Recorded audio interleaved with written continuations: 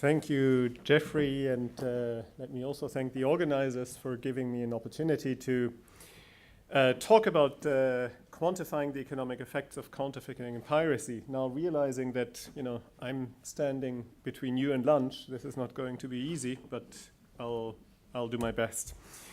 Just a few words of background.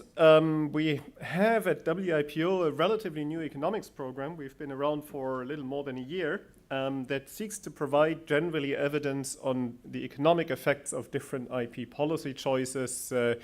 We've done most of the work that we've done so far on questions of patents, I would say, and questions of innovation.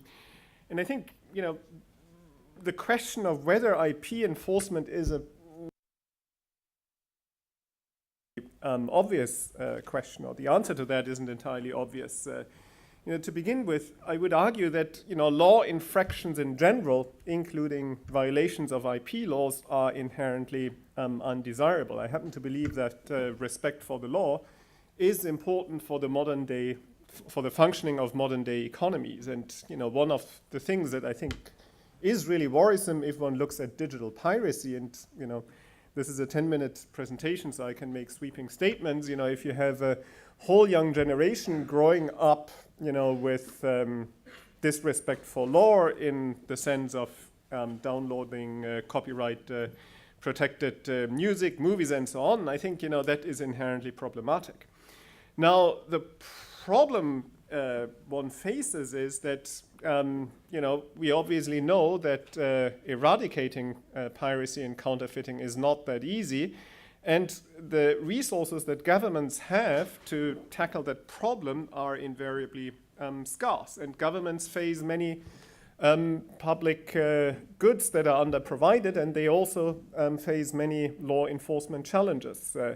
And I very much agree with what was said this morning, that counterfeiting and piracy is not a north-south issue per se, but I think the one difference in particular you have between developing and developed countries is that developing countries are much more resource constrained than developed countries. And I think this is one of the reasons why counterfeit medicines are such a big problem in Africa and also in other developing countries.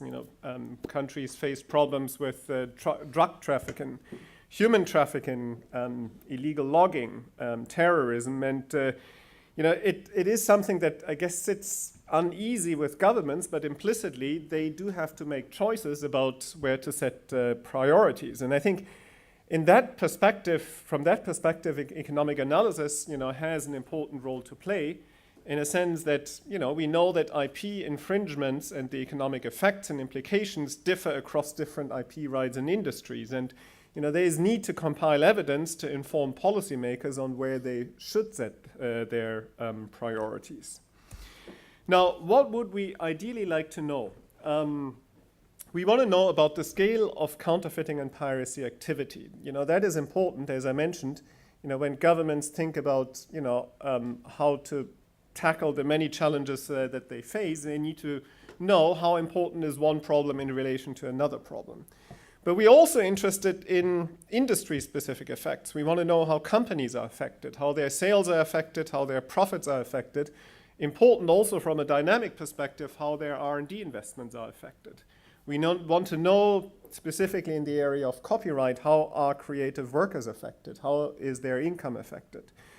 How are products affected? The prices and quality of products. How do they look like in the presence of counterfeit or pirated goods? And we want to know how consumers are affected. What are their consumption choices in the presence of pirated and counterfeit goods? And also, that is important, what is the extent of confusion? We know that counterfeit drugs are much more problematic than, say, counterfeit handbags. And I apologize to producers of handbags, but we know, and there is, I think, credible evidence from surveys that consumers that buy counterfeit handbags usually know that they're buying a fake product, where that is usually not the case for consumers who buy fake medicines.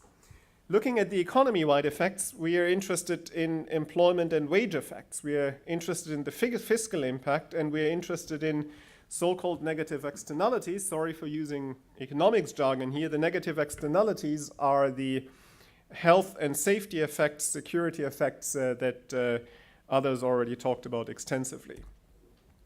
Now, if I can make another sweeping statement, I would argue that we have a number of studies, including the studies that were just presented, on the overall scale of counterfeiting and piracy activities. I think we need much more detailed studies about industry-specific effects and economy-wide effects, where we do have some studies, but I think if there is scope to do more analysis in the future, I think it is going beyond the big numbers and look at the more heterogeneous impact that illicit activities have. Now, how do we go about economic analysis? I think one of the things that is important, and that I think some of the studies frankly get wrong, or are a bit uncertain about, is to carefully set out the counterfactual scenario. In a sense, if you ask the question, well, what is the impact of counterfeiting and piracy?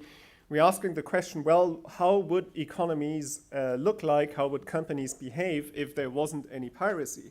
And I think there it's important to make a distinction between looking at the impact of certain given levels of illicit activities, which I would believe is probably characterizing the long-run effect of these illicit activities, and what is the effect of changes in levels of illicit activities, which I think is important, especially when it comes to digital piracy, where the year-to-year changes are quite dramatic.